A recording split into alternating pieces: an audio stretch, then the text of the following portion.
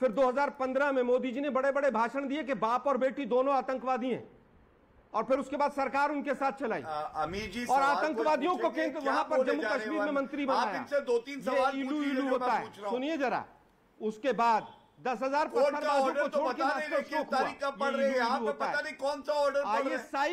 अरे सुनिए ना भाई जरा, इनका सुनिए। आप केंद्र सरकार को मैंने आपसे बार-बार तुषार मेहता जी के खिलाफ ऑर्डर आया। सुनिए जरा, सुनिए राहुल गांधी ने बनाया क्या ऑर्डर? वकील हो आप, ढूंढ लेना। क्यों ढूंढ ले? सुनिए जरा मेरी, बताओ। अगर इलू बताता हूं तुम्हें। मेरे हाथ पे ऑर्डर है, भाई इलू इलू क्या होता है? मेरे हाथ पे ऑर्डर है। इलू इलू क्या? आलोक शर्मा बताइए ना, अगर आप ऑर्डर पढ़ रहे थे तो पैराग्राफ बताइए। ये तो लेजिटिमेट पॉइंट है गौरव भाटिया का। अगर आप ऑर्डर पढ़ रहे थे तो ऑर्डर का कौन सा पैरा पढ़ रहे थे बताइए। आप फिर कह रहा हूँ, बताइए ना। फिर कह रहा हूँ मैं ऑर्डर दे दूंगा आप ऑर्डर बताइए। जहां से मैंने पढ़ा है मैं दे दूंगा, लेकिन मुझे केवल ये बता। आलोक बताएंगे। गौरव जी शांत, गौरव जी शांत, एक सेकंड, ऑल ऑडियो डाउन। एक सेकंड, देखिए आपने इलू इलू पे काफी कर लिया, बहुत बोल लिया, आपको पूरा मौका मिला, 2.5 मिनट आपने बोला। बता दीजिए कौन सा पैरा इस ऑर्डर का पढ़ रहे थे और कौन से पेज पे पढ़ रहे थे, इसमें क्या दिक्कत क्या है? What is the problem? इससे लेजिटिमेट क्वेश्चन। इलू इलू इलू इलू क्या है वो बता दीजिए। मैंने कहा ना, अरे बता दीजिए ना। मैंने क्या? आज सुप्रीम कोर्ट ने केंद्र सरकार के जो तुषार मेहता जी थे उनके जो कौन सा ऑर्डर पढ़ा, खिलाफ ऑर्डर दिया आपने? देखिए ऑनरेबल सुप्रीम कोर्ट को कोट किया है, न्यूज में ऑर्डर का कौन सा पैरा पढ़ा है मैं भी निकाल लेता हूं। में से पढ़ा है, मैं न्यूज़पेपर को कोट नहीं करना चाहता। प्रॉब्लम है कुछ आपको? अच्छा तो बताइए ना, आपने एक अखबार से पढ़ा है? अगर मैंने गलत पढ़ा है, अखबार में तो नहीं छपा होगा अभी तक, किसी वेबसाइट से पढ़ा है। That is the point, you quoted a website, don't tell it Supreme Court then don't misquote Supreme Court out है। अरे भाई मैंने गलत पढ़ा है तो मुझे कल ही कंटेम्प्ट ऑफ कोर्ट में ले जाना, इलू कर लेना फिर। ओके, गौरव भाटिया उन्होंने क्लैरिफाई कर दिया है, उन्होंने किसी वेबसाइट से पढ़ा है, उन्होंने किसी वेबसाइट से पढ़ा है। पॉइंट ऑफ ये पॉइंट हो गया डन। गौरव जी ठीक है, गौरव 30 सेकंड सरकार को लताड़ पड़ी आज। जी गौरव भाटिया बाज नहीं आ रही। आलोक जी 1 सेकंड, गौरव भाटिया कौन कौन सी इलू हुई? नहीं वो इलू आपको बताता हूँ। अब ये बोलते रहेंगे, बौखला गए क्योंकि चोरी पकड़ी गई, खानदानी चोर के प्रवक्ता है ना अमीर जी। कोई ऑर्डर वेबसाइट पे नहीं होता है, मेरे हाथ पे ऑर्डर है। आप एक शब्द किसी ऑर्डर का, खासकर सर्वोच्च न्यायालय का, इधर उधर नहीं कर सकते। जो भी इन्होंने पढ़ा, अमीर जी बड़ी जिम्मेदारी से कहता हूं, वो इस ऑर्डर में कहीं नहीं लिखा है, मेरे हाथ में है। इस ऑर्डर में ये जरूर लिखा है जो मैंने आपको बताया है कि प्रदेश की सरकारों को भी चाहिए कि जिम्मेदारी से वो इसका उपयोग करे। दूसरा, नवनीत राणा का हनुमान चालीसा पढ़ना और राजद्रोह लगाना ये दुरुपयोग है, ये जरूर है इस ऑर्डर में जो मैं पढ़ रहा हूं। लेकिन कांग्रेस के प्रवक्ता कितने जवाब उसके बाद भी 1.5 साल तक सरकार चलाई और महबूबा मुफ्ती के साथ इलू करते रहे। पर देखिए नवनीत राणा और रवि राणा पर देशद्रोह का जिक्र जरूर है इस ऑर्डर पे। जवाब देंगे, आप ही की सरकार है वहां पर। नवनीत राणा और रवि राणा के देशद्रोह कानून के मामले का जिक्र है इस ऑर्डर के अंदर, उस पर जवाब देंगे आलोक शर्मा। क्या उन पर हनुमान चालीसा के चलते कांग्रेस के शासन ने देशद्रोह लगा दिया? मैं उत्तर दूंगा, प्लीज दीजिए। Gaurav Bhatia hold on now, 30 second. अगर हमारी सरकार 2019 में आती तो हम इस कानून को पूरी तरह से रद्द कर देते। तो इतनी राज्य सरकारों में इस्तेमाल क्यों कर रहे हैं? और आज इतनी राज्य सरकारों में इस्तेमाल क्यों कर रहे हो? छत्तीसगढ़ में, राजस्थान में, महाराष्ट्र में राज्य सरकार क्यों कर रहे हैं? कर सकती है उसको, कानून इस कानून को इस्तेमाल क्यों कर रहे हैं? उपयोग भी अगर आपको इस कानून को, आप इस कानून से अलग होना चाहते हैं तो इस कानून का यूज क्यों कर रहे हो? ये तो डबल स्टैंडर्ड है, क्लियर कट। मैं पूछना चाहता हूं, आप तो खुद ही एक्सेप्ट कर रहे हो आलोक जी। सुनिए ना, ये डबल स्टैंडर्ड है, आप तो खुद ही एक्सेप्ट कर रहे हो कि हम इसको हटा देते हैं। कुछ कहती हैं, न्यायालय का आदेश कुछ आता है। आलोक जी अब तो पॉइंट ऑफ डिस्कशन कुछ और हो गया है। अब थोड़ी देर के लिए set aside Supreme Court order, set aside Supreme Court order, hold on, all audios down. Important point. Alok Sharma ने बड़ी इंपॉर्टेंट बात बोली कि 2019 में हमारा शासन आता तो हम इस ऑर्डर को, हम देशद्रोह के कानून को हटा देते। भैया अगर 2019 पे आपको हटाना था और आपकी मंशा ये है, तो आपकी प्रेजेंट राज्य सरकारें इस कानून का क्यों इस्तेमाल कर रही हैं? फिर महाराष्ट्र में हुआ, राजस्थान में हुआ, क्यों इस्तेमाल कर रही हैं? ये रीसेंट एग्जांपल्स है। मैं छत्तीसगढ़ का नाम नहीं लेना चाहता, वो पुराना एग्जाम्पल हो जाएगा, रिसेंटली का एग्जाम्पल है डॉक्टर अजय आलोक। ये तो कमाल है, आप किसी चीज को हटाना चाहते हो लेकिन उसका इस्तेमाल भी कर रहे हो। आलोक शर्मा शांत, डॉक्टर अजय आलोक आपके बीच में नहीं बोले, डॉक्टर अजय आलोक। देखिए, मैं एक बात कह रहा हूं उमेश, अभी जैसे आपने बोला सबसे हाल में भी देशद्रोह का मामला कहां लगा, महाराष्ट्र में नवनीत राणा पे, अमन चोपड़ा पे राजस्थान में, तो ये सब तो कांग्रेस की पुरानी हरकतें हैं ना। कांग्रेस अपनी हरकतों से तो बाज आएगी नहीं। पर एक तरफ आलोक शर्मा ने कहा कि 2019 में हम कानून को हटाना चाहते थे, एक तरफ ये कहा जा रहा है, दूसरी तरफ कानून को का इस्तेमाल हो रहा है। भाई देखिए, ये कानून को हटाना इसलिए चाहते थे क्योंकि ये तुष्टीकरण की राजनीति में बिलीव करते हैं। पोटा भी इन्होंने हटाया था क्योंकि वो तुष्टीकरण था इनके हिसाब से। पोटा को हटाते वक्त लोकसभा में कहा गया था कि अल्पसंख्यकों के विरुद्ध इसका इस्तेमाल किया जा रहा है, ये कह के पोटा भी हटाया था इन्होंने। उसी तरह से इस कानून, देशद्रोह कानून को भी ये इसलिए हटाना चाहते हैं ताकि गद्दारों की पीठ को ठोक सकें, उन्हें प्रोत्साहित कर सकें कि तुम करो, हम तुम्हारे पीछे हैं। इनका हर मकसद तुष्टीकरण की राजनीति को और पुख्ता करता है और उसको डिफेंड करते हैं, और फिर अपने मतलब के लिए जब होता है तो राजनीतिक इस्तेमाल भी करने में नहीं चूकते हैं। तो ये दोनों तरफ से देश ये चीज समझ चुका है। अब जी दानिश कुरैशी, पोटा भी हटाया गया तो उसमें अल्पसंख्यकों का जिक्र सदन के अंदर आया था और बड़ा कैटेगोरिकली आया था।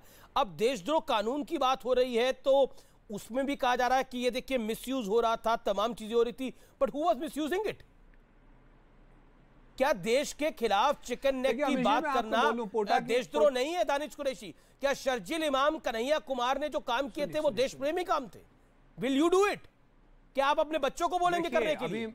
अभी मैं वही देख रहा था, कम से कम 16 देशों में मैं सर्च कर चुका कि जहां डेमोक्रेसी है वहां सेडिशन के लॉ हैं। सवाल यही है कि उसका इस्तेमाल जो है वो संदिग्ध है। दूसरे नंबर की पोटा की जो ये बात कह रहे थे, पोटा में 253 केस टोटल बने थे जिसमें 251 अल्पसंख्यक समाज के थे, 2 ही लोग मेजॉरिटी से थे और वो भी हवाला कांड में उन्हें आरोपी बनाया गया था। तो सारा का सारा मामला ये आया, और कानून हमेशा बनते हैं और रिपील भी होते रहे हैं, उसमें इतना एक्साइट होने की जरूरत नहीं है भाटिया साहब को, और इतना एग्रेसिव हो कि वो जो बात करते हैं कि सुप्रीम कोर्ट के या किसी भी कोर्ट के ऑर्डर ऑनलाइन नहीं होते। मुझे लगता है इतने बड़े एडवोकेट, इतने अच्छे अधिवक्ता होके, इतनी जानकारी रखने के बावजूद भी वो इस तरीके की बात नेशनल चैनल पे करते हैं, वो थोड़ा सा ठीक नहीं है।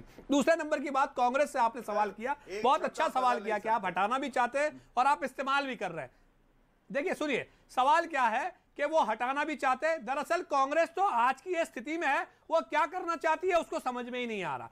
जिन लोगों के तुष्टीकरण का आरोप है उसके ऊपर सबसे ज्यादा ज्यादती, अगर सियासी ज्यादती किसी के साथ हुई है तो वो उसी समाज के साथ हुई है, जिससे मैं खुद बिलोंग करता हूं। कांग्रेस की नीतियों के कारण देश के मुसलमानों का हाल बुरा हुआ, देश के मुसलमानों के खिलाफ देखिए अब तो आलोक शर्मा को बोला गया है। आलोक शर्मा ठीक है, दानिश कुरैशी आलोक शर्मा का जवाब सुन लीजिए, then I'll get Gaurav Bhatia. Alok Sharma, देखिए कांग्रेस पार्टी ने तो जो भी मुस्लिम्स के लिए किया वो देश के सामने है।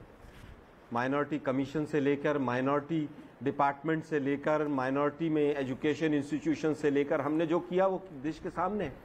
अगर कुछ कसर रह गई हो तो मोदी जी से सर आपने जो किया 2006 में जस्टिस सच्चर ने रिपोर्ट बना के दे दिया, देखिए करवा लो ना मोदी जी से जी।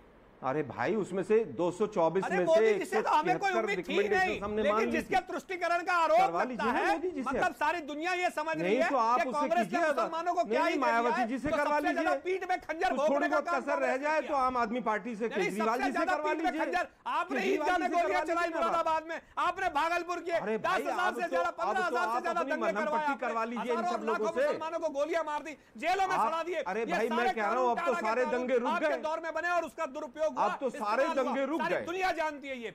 सारे दंगे रुक गए अब तो, और अब मुस्लिम जो है वो एक कैटेगरी सिटीजन बन गया 8 साल में। आपने आर्टिकल 341 में से मुसलमानों को बाहर किया, क्या दलील दे रहे हैं आप? मुस्लिम समाज सुन रहा होगा तो आप हंस रहा होगा। क्या कहना चाहेंगे इस पे आप कह रहे हैं कि मोदी जी ने मुस्लिम्स के लिए बहुत अच्छा काम कर दिया। 341 में से मुसलमानों को बाहर निकाला, अपने पसमानदा मुसलमानों का धर्म के आधार पर उनका हक छीन लिया। क्या कहेंगे इस पे, बताइए आप।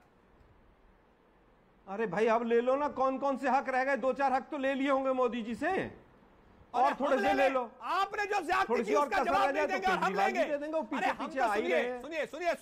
सुनिए हम तो पूरी ताकत के साथ में फासिस्ट नहीं, ताकतों के सामने लड़ रहे हैं, महिला लेकिन थी वो तुष्टिकरण के नाम पे जो मुसलमानों का शोषण कांग्रेस ने किया, हम उस पे भी जवाब तो आपसे मांगेंगे और आपको देना ही पड़ेगा। इनसे जवाब नहीं आपको देंगे देना ही पड़ेगा। इसीलिए राहुल गांधी को कल दाहोद में कहना पड़ा कि आप मुसलमानों को भी साथ में लेना पड़ेगा। क्यों अभी तक सिर्फ उनका वोट चाहिए था आपको? अरे भाई, कल गुजरात के दाहोद में राहुल जी का स्टेटमेंट सुना आपने? देश के आलोक सामने जी सुना आपने देश क्या तय कहा करेगा समय उन्होंने? आने पर। कहा ठीक है, ठीक है, मुसलमानों को भी साथ में लेना। ठीक है, गौरव भाटिया